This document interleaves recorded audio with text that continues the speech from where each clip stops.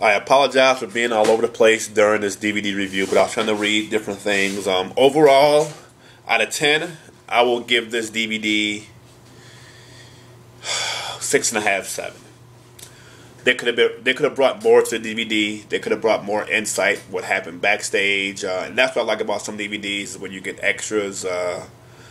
They talk about what happened, why people won certain matches, what was the people's thoughts backstage, was it a make or break situation when they did these clashes, stuff like that. And I understand, like, when they did the Best of Nitro, they did certain match placements because certain people work for WWE. But I don't think they should use the word best of when they do these DVDs. They should just say, hey, you know what? Clash of the Champions at this 3-disc set volume 1, because they can go on and on with this, Overall, it's a good DVD. It's worth the money.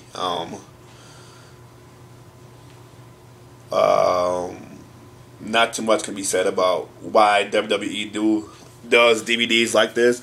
And the reason why they make DVDs like this with like WCW and ECW and they cheapen some of the stuff is because they don't want their own product being outshined.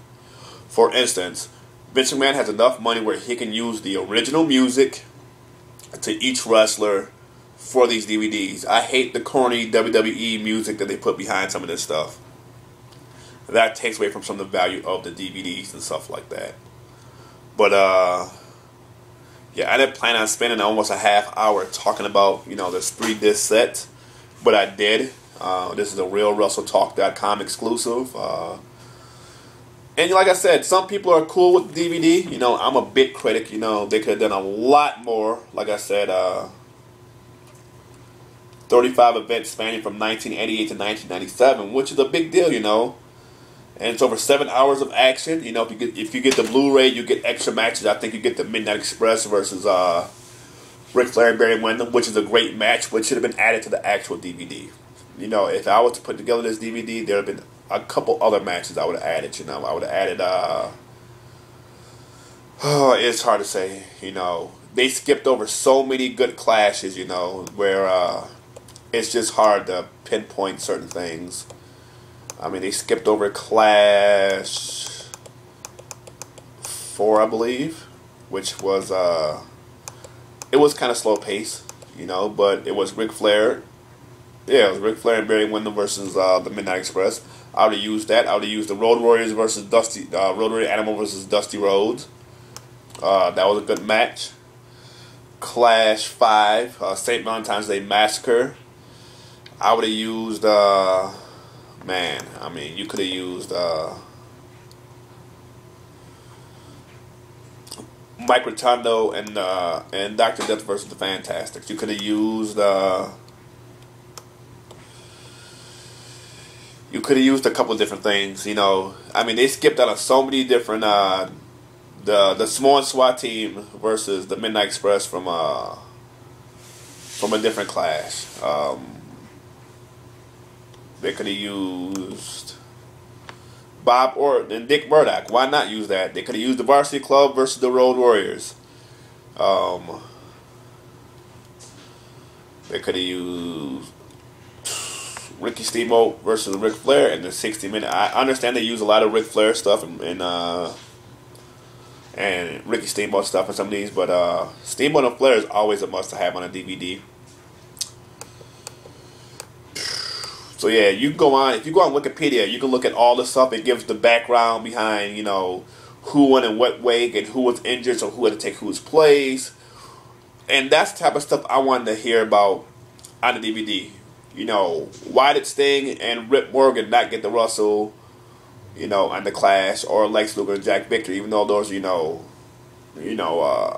bum matches. They're Sting and Luger still wrestled, but it's because of time constraints. But they don't explain that. They don't explain, why the Midnight Express end up leaving, or why they put certain people under mask. And they could have done more to make it a complete DVD. They should have just had, and I'm sure they have exclusive footage, from the clashes, backstage footage of, talking, or, bookers talking about stuff. They could have done something like that to make it a complete DVD. I know it's easy to play armchair quarterback, but it's also easy for me as a fan to be able to sit and with the WWE committee and say, hey, you know what? This is how I would have done the DVD because I followed NWA/WCW. So I know how certain stuff should be presented. Like I said, the music is a huge part. Some of the match selection is a huge part. And that's just WWE being WWE. Like I said, they did a good job with like the Ric Flair DVD. They did an okay job with the Best of Nitro. They could have done something different. You know, they're like I said, they have all the video stuff for this, and there's more backstories that they didn't want to tell about.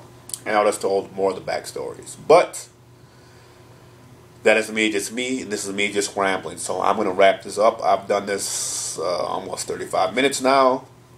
Please, if you have any questions, you can contact me on my Facebook page, Troy Dean. Or you can contact me on Twitter, which is @TheMyth1. THAMYTH1. Until then, this is the Real Wrestling Historian coming to you from RealWrestleTalk.com. And I will talk to you guys later. Peace.